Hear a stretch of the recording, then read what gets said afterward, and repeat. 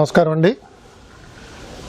మనందరినీ కూడా ఈ మధ్యకాలంలో కలిచివేసిన వార్త తిరుమల తిరుపతి దేవస్థానంలో జరిగిన అక్రమం గురించి.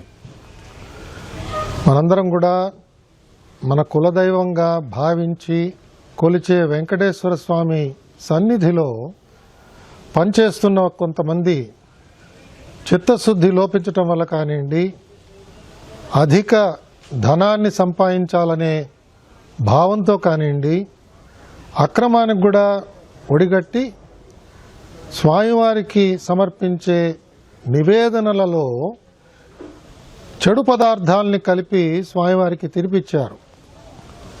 దురదృష్టం ఏమిటంటే ఇవాళ బొంకించి అసలు తప్పే జరగలేదన్నట్టుగా మాట్లాడటం కూడా చాలా శోచనీయం.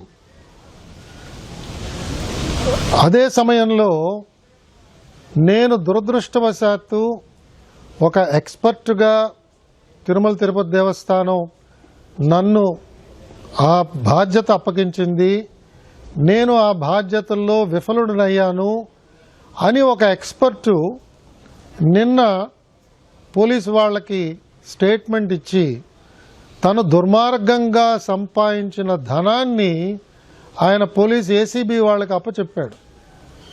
కాబట్టి మనం చూస్తున్నది ఏమిటంటే తప్పు చేసిన వాళ్ళల్లో చిత్తశుద్ధి ఇప్పటికి కూడా రావటం లేదు. అంటే వెంకటేశ్వర స్వామిని మనం ఏ విధంగా మనం అక్రమాన్ని చేసినా కూడా మన మీద శిక్ష పడదు అనే ఒక భావంతో వారు ఆ రకంగా మాట్లాడటం చాలా చాలా బాధాకరం. మనం ఒకసారి పూర్వపరాల్లోకి వెళితే తిరుమల తిరుపతి దేవస్థానం ప్రతిరోజు సుమారు 13,000 కిలోల నుంచి 18,000 కిలోల దాకా నెయ్యి కొనుగోలు చేస్తుంది. మనందరికీ తెలిసిందే, స్వామివారి ప్రసాదం అనగానే మనందరికీ మనస్సులో మెలిగేది శ్రీవారి లడ్డు. అలాగే మన బంధువులు కానీ మిత్రులు కానీ యాత్ర చేసి వచ్చారు అంటే మనం చాలా చాలా ఆనందంగా ఉత్సాహంగా ఎదురు చూసేది మనకెప్పుడు లడ్డు తీసుకొచ్చిస్తారా అని చూస్తుంటాం. పరీక్షలకు వెళ్ళే విద్యార్థులు, కళ్యాణం చేయించుకునే పెద్దవాళ్ళు, వృద్ధాప్యంలో చేసుకుంటున్న ఉత్సవాల్లో కూడా స్వామివారి యొక్క ప్రసాదాన్ని అపురూపంగా భావించే జాతి మనందరిది కూడా.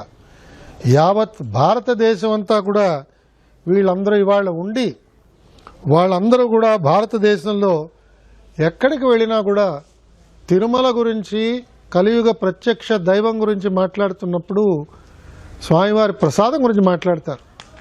మరి కేవలం లడ్డూ ప్రసాదం ఒకటే కాకుండా స్వామివారి అన్నప్రసాదాల్లో కూడా అదే నెయ్యి వాడతారు.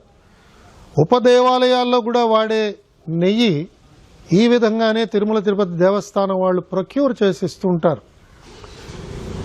కొన్ని ప్రాంతాల నుంచి వస్తున్న నెయ్యి మనకి క్వాలిటీ బాగాలేదు, నాణ్యత లేదు అని తెలిసినప్పుడు వాళ్ళకి నోటీసులు ఇచ్చి వాళ్ళని ఆపేయడం విధిగా జరుగుతూ ఉంటుంది. తిరుమల తిరుపతి దేవస్థానం ఆధ్వర్యంలో ప్రొక్యూర్మెంట్ కమిటీ వాళ్ళు ఈ ప్రొక్యూర్మెంట్ చేస్తుంటారు. ఆ ఘీ ప్రొక్యూర్మెంట్ చేస్తున్నప్పుడు ఆ ఘీలో నాణ్యత ఎలా ఉన్నది అవన్నీ కూడా వాళ్ళు చాలా జాగ్రత్తగా పరిశీలన చేయవలసిన బాధ్యత వారి మీద ఉన్నది. అంతేకాకుండా తిరుమల తిరుపతి దేవస్థానం వారు కొన్న ఈ ఘీని, నెయ్యిని ఎప్పటికప్పుడు పరీక్ష చేయడానికి వివిధ ప్రాంతాలకు పంపిస్తున్నారు. అలాగా ప్రభుత్వం మారిన తర్వాత, కూటమి ప్రభుత్వం వచ్చిన తర్వాత మనందరికీ కూడా ఒక పెద్ద గంభీరమైన వార్త ముఖ్యమంత్రి గారు ఆవిష్కరించింది ఏమిటంటే తిరుమల తిరుపతి ప్రసాదంలో వాడిన నెయ్యి కలుషితమైనది, ఇందులో జంతు కొవ్వు కూడా కలిసినట్టుగా కనిపిస్తున్నది అని ఆ రోజు సెప్టెంబర్ 2024 నాడు ఆయన సెలవిచ్చారు. మనందరం కూడా చాలా చాలా బాధపడ్డాం. మనలో కొంతమంది దుఃఖించాం. అందరూ చూస్తుండగానే కన్నీళ్లు రాల్చాం. మనం నమ్ముకున్న మన దైవానికి అలాంటి ప్రసాదాన్ని మనం ఇస్తామా? ఎంత తప్పిదం ఇది! క్షమించరాని తప్పిదం కింద కూడా మనందరం కూడా ఆ రోజు అనుకున్నాం. దాన్ని వెంటనే ప్రభుత్వం చర్యలు తీసుకుని ఎంక్వైరీ చేయడానికి ఒక డిఐజీ స్థాయి అధికారిని వెంటనే ఎంక్వైరీ ఆఫీసర్గా పెట్టి ఎస్ఐటీని ఫామ్ చేసిన తర్వాత ఎవరైతే తప్పు చేసి ఉంటారని మనం అందరం భావిస్తున్నామో వారు సుప్రీంకోర్టుకు వెళ్ళి మేమేం తప్పు చేయలేదని చెప్పి ఆ రోజు బొంకారు.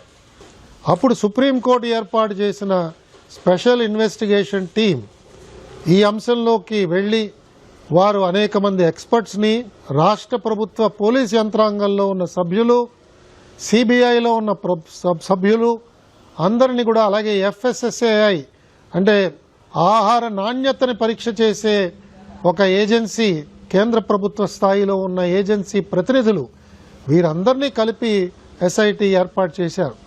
కాబట్టి ఇవాళ వారిచ్చిన రిపోర్ట్ని అందరం కూడా జాగ్రత్తగా పరిశీలన చేద్దాం.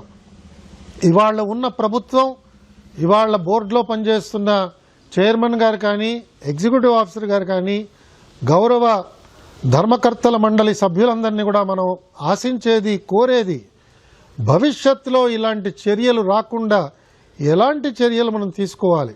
ఇలాంటి తప్పిదాలు జరగకూడదు. ఇది తప్పిదమే కాదు, ఇది దుర్మార్గం.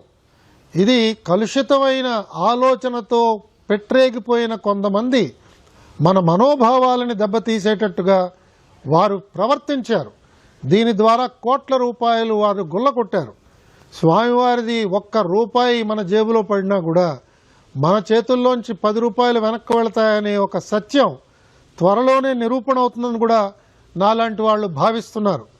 ఎవరైతే తిరుమల నుంచి ధనాన్ని సేకరించి దుర్మార్గం ద్వారా ఆ ఆదాయాన్ని సంపాదించారో తప్పకుండా ప్రాయశ్చిత్తం వాళ్ళు అనుభవించవలసిందే. ఇప్పటికైనా సమయం మించిపోయింది లేదు. దీన్ని రాజకీయ కోణంలో ఆలోచన చేసి వాదించే కంటే మాకు వెంకటేశ్వర స్వామి మీద నమ్మకం లేదు, మాకు డబ్బు మీద నమ్మకం ఉంది అని వాళ్ళ నమ్మకాలని బయట పెట్టవలసిందిగా నేను అందరి తరఫున నేను వారిని డిమాండ్ చేస్తున్నాను. మీకు వెంకటేశ్వర స్వామి మీద నమ్మకం ఉంటే మౌనం వహించండి. మీరు చేసిన ఈ దుర్మార్గానికి మీరు మీ చింతని ప్రకటించండి, మీ బాధను వ్యక్తపరచండి.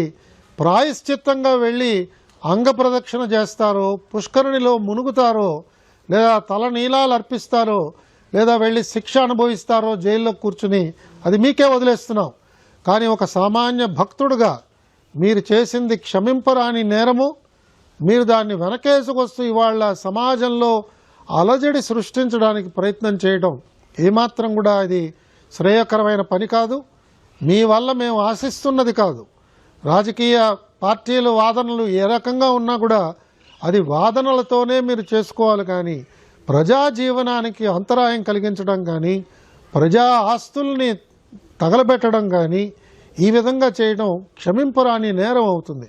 వెంకటేశ్వర స్వామి భక్తులందరినీ కూడా సవినయంగా నేను కోరేది, తప్పకుండా మనం కొంత సమయాన్ని వేచి చూద్దాం. ప్రభుత్వం తీసుకునే అనేక మంచి చర్యల వల్ల తిరుమల తిరుపతి దేవస్థానంలో ఈ తప్పుని ఎవరైతే చేశారో వారందరికీ శిక్ష తప్పకుండా పడుతుంది. ఇప్పటికే ప్రభుత్వం అక్కడ పనిచేస్తున్న కొంతమంది ఉన్నతాధికారుల్ని స్థానచలనం కలిగించింది. మిగతా వారి మీద కూడా చర్యలు తీసుకునే చర్యలు మొదలుపెట్టినట్టుగా నాకు వినిపిస్తున్నది. మనందరం కూడా స్వామివారి భక్తులుగా వినమ్రతతో స్వామివారిని కోరుతూ ఇలాంటి తప్పులు చేసిన వారందరి పక్షాన మనందరం క్షమాపణలు కోరుదాం. ఇలాంటి తప్పు చేసిన వారందరికీ తగిన విధంగా స్వామివారు శిక్ష విధిస్తారని నమ్ముతూ మనందరం కూడా ఎల్లవేళలా నమ్మే వెంకటేశ్వర స్వామిని మరొక్కసారి భక్తిపూర్వకంగా గోవిందా గోవిందా అని స్వామివారిని కొలుస్తూ మనం చేసుకునే మన విధి నిర్వహణలో నిమగ్నం అవుదామని చెప్పి నేను పిలుపునిస్తూ మీ దగ్గర సెలవు తీసుకుంటున్నాను. గోవిందా.